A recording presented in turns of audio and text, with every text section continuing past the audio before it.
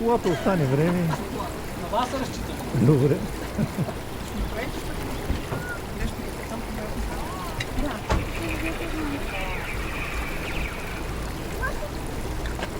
Това е, сега пак трябва да се върши много долу. На джунглята. Не, това е пчелен мед с лешников тахан и какао. Като шоколад. Да. Само че здравословен. Както е майска и казва.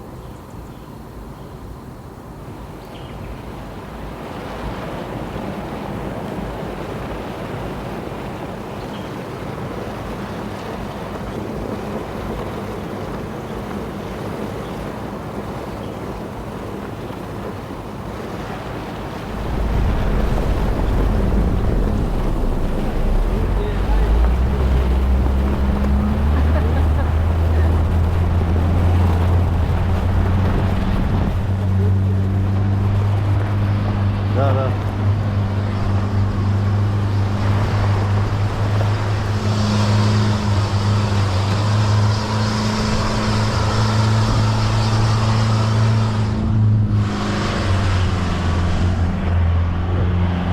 Сега тук на тия поляни мога да ви спра да наштракаш малко от колега. Че мога да гоня, то всичко ли е? Хайде ви трябва да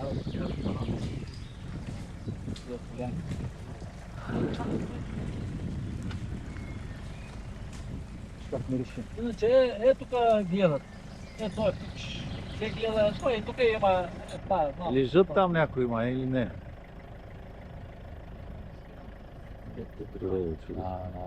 Ще прави.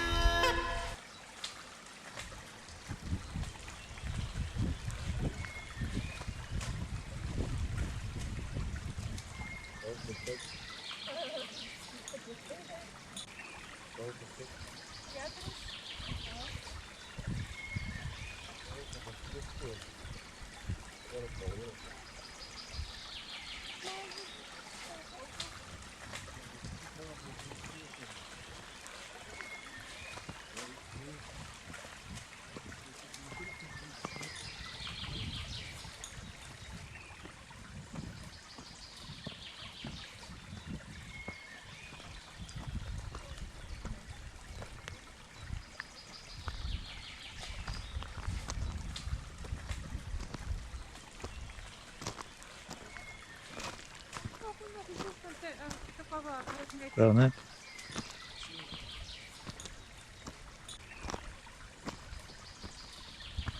Когато я сега тук една десетка да ви направя. Трай ли кубе? Надявам се.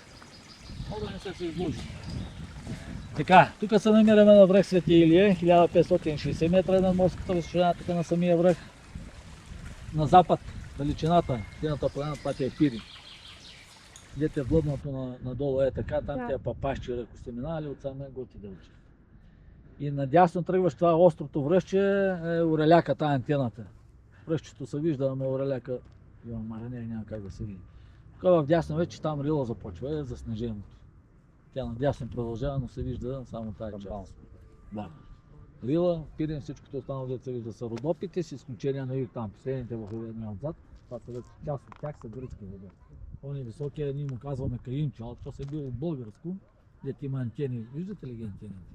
Това са гръцки мобилни, това е изцяло вече в Да, точно среща. те са завладели целите тогава. Среща това се отсечава, най-мъничкото е така в нашия район. 40-50 къщи, 100 дела някъде още там се мотат. Отдолу това съоръжение, това е панорамната площадка Орлово око, денивелация от площадката до асфалтовия път, вие го видяхте, 670 метра надолу припъста. И от тук гледате вече част от буйно скождерила отгоре. Сте го изминали с вашата кола, и тук го гледате вече отгоре. Долу даренците. Даренцето нагоре вървите от лявата страна, виж къде се вижда, се види като камък една постройчица. Или ако пътчето се вижда, се види. Да. Там е входа на Ягодинска пещера, там тръгваме. Долу, долу в Телно сало, там тръгва едната пътечка за насам. Дето се закрепва. Да, ето къде слизат хората. Ягодина селцето. Среща е това, скалистото връще малкото, долу подножието там е Дяволско гърло и Триградско жълово и после там ще отидете. Тия поляни вече ви казваме и на него да му обясним. Най-отзад в сянката тия поляни деца, там са Чиерските езера, там е Пияната гора. 5 езерца има на брой, Пияната гора е казва, защото мястото е блатисто и част от дърветата растат наклонени наляво надясно, все че са пияни. Той е по-светлия връх, най-отзад. Това е голям перелик, най-високия в Родопите, 2192 метра. Там има военно поделение и не дават там да стъпи човешки крак. А тук отляво малкото връще деца вижда, това тя е Карлак, той е втора по височина. Разликата между Перелик и Карлак е 4 метра. Карлакът е 2188. Значи Карлак де-факто е... На нивото на това, да. Не, единственият връх, дет нали, мога да стигнеш, защото Перелика не дава. Най-високия се явява това Карлак, за човешки крак. Отсреща е там голечкото дет. Няма дървета, там е Вълчия камък, другата панорамна площадка. Там също е хубаво, там вече зад това е Мурсалица, реда Мурсалица, откъдето идва името на мурсалския чай. Там също карам, това са вече дълги разходки. Ако имаш... не, това просто значи поддържате, не е заебано.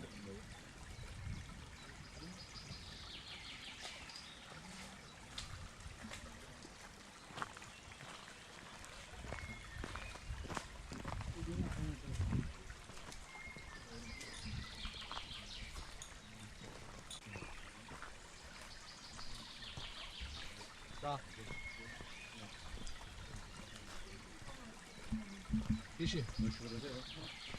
Как се казваш да знаем? Венци. Венци.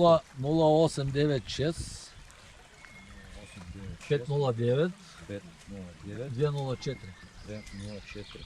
Венци. Ягодина, Венци, джип, както. Страница във Фейсбук има, ако искате ние че да. Айде.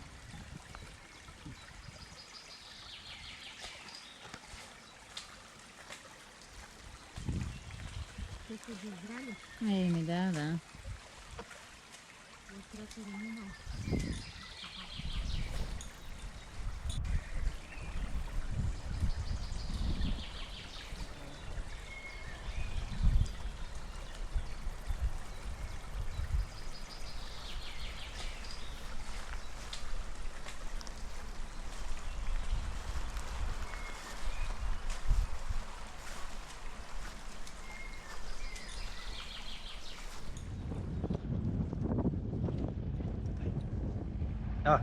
Просто супер. Не му пречи да живота.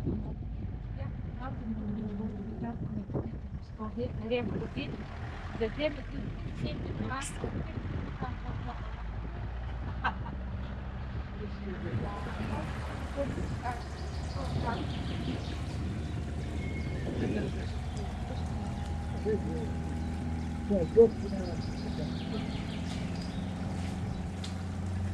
Швейцария, Швейцария.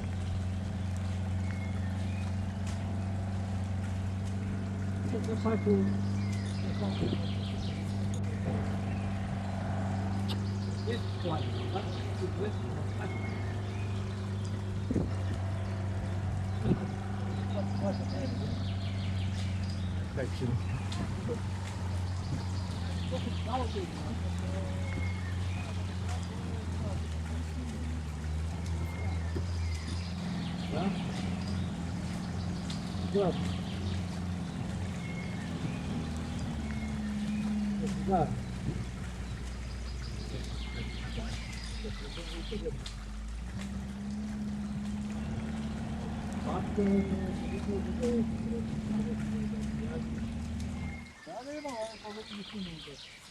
А сега влез, аз ще държа от тук апарат.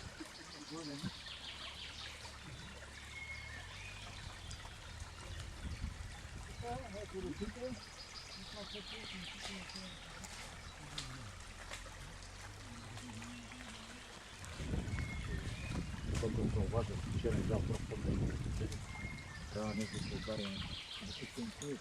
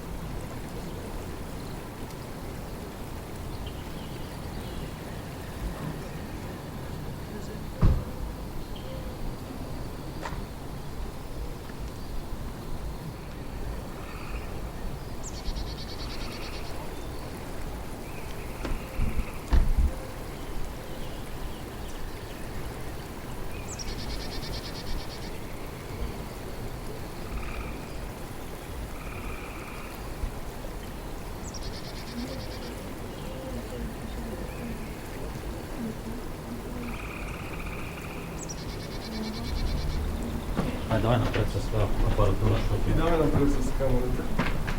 Ще кажа къде ще спрем.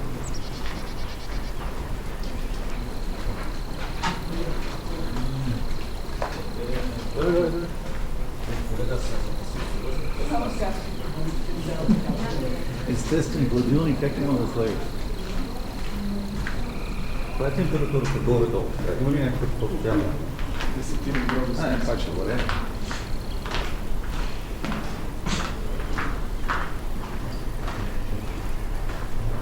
Това кога за първи път е... Ти ще очакваш?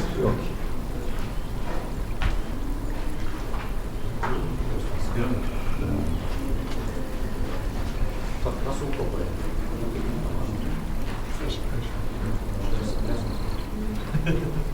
Вчера.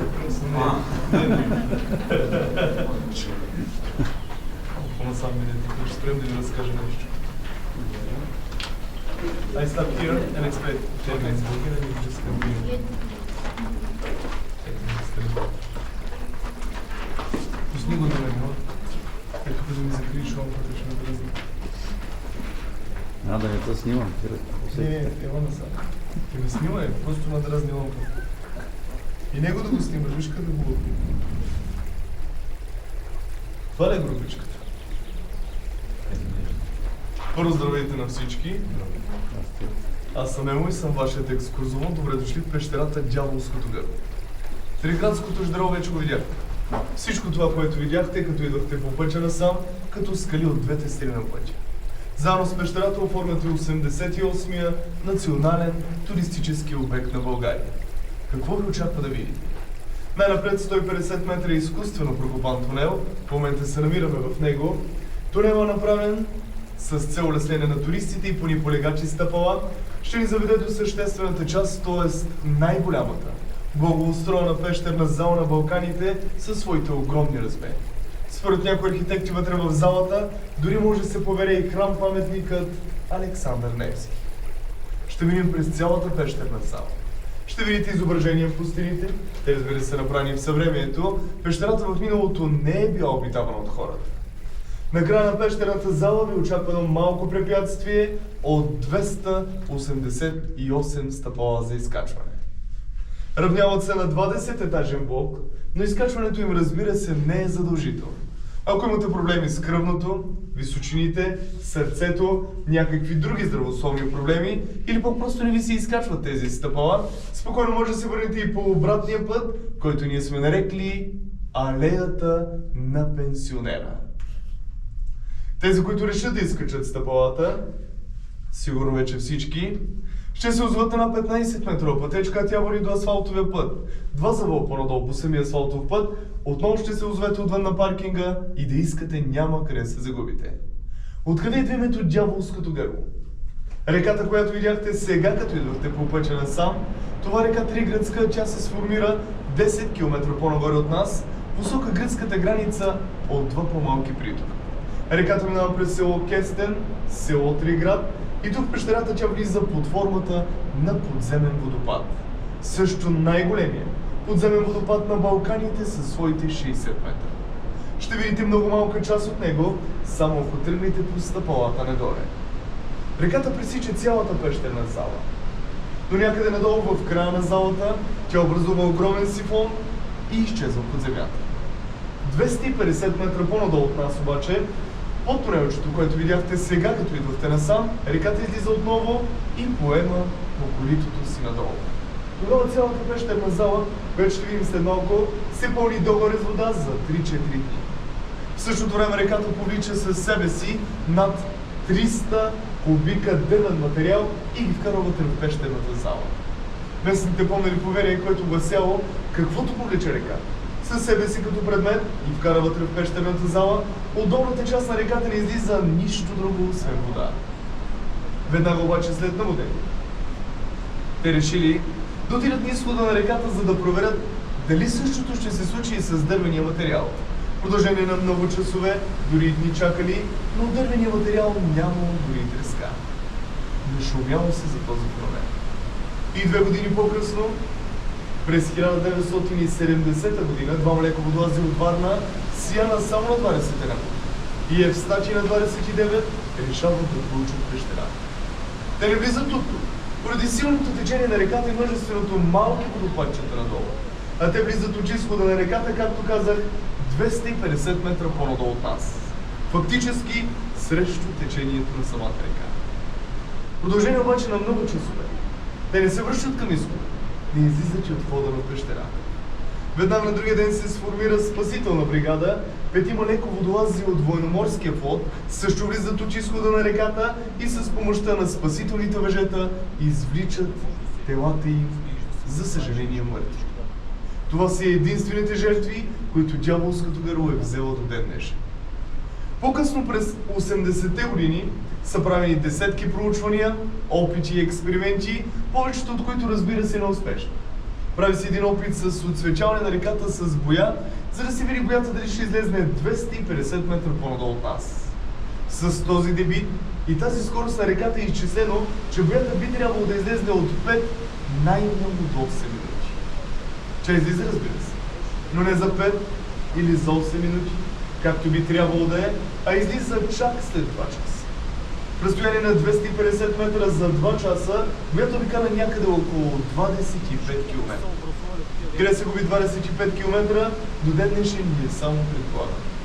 Затова от National Geographic също бяха тук при нас и те ни поставиха в една класация на 100-те най-мистични места в света. Ние вземаме 42-а позиция. Накратко, каквото да попадне в реката. От клечка кибрид до какъвто и да бил по-голям предмет, до ден днешен от долната част на реката не излиза нищо друго, освен вода. Затова се нарича и дяволското гърло. Каквото погълна реката? Нищо. Буквално преди стъпалата вие ще видите място обсипано с монети, късметчета, икони, предмети. Това място е пряко свързано с легендата за Орфей и Евредика. Туристите го превърнаха в олтар на своите желания. Вие също може да си пожелаете нещо да решите. Ритуалът е след. Измивате си челото с водичката, която тече там и си пожелате това, което наистина искате да се сбъдне. Местните и туристите казват, че желанията наистина се сбъдват, но разбира се, ние не носим отговорност за сбъдването на вашите желания. Снимките вътре при нас са задължителни. Ако имате въпроси, може да споделите.